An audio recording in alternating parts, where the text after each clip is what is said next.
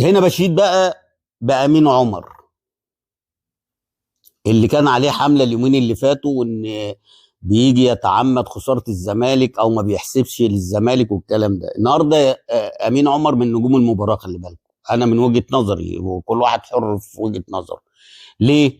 لان هو لما ضربة الجزاء حصلت استنى لما الفار يطلبه، ولما الفار طلبه فعلا راح وبص عليها، ما خدش وقت، اتحسبت ضربة جزاء. هنا ممكن تقول عليه ايه؟ اول هام ان هو ممكن ما يكونش شافها كويس قوي، لان الاتنين لعيبه ظهرهم له، وبالذات بزيرة هو اللي سابق والراجل، فهو ممكن ما يكونش شاف الشده دي. ليه؟ لان هو ورا، فاستنى لغايه اما حكم الفار ناداله وراح شافها، وما خدش ثواني، يا دوبك اول ما شافها وشاف كده قام جاي على طول رجع ادي ضربه جزاء.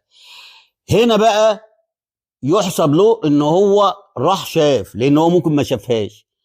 امتى بقى تعاقبه او تتكلم عليه؟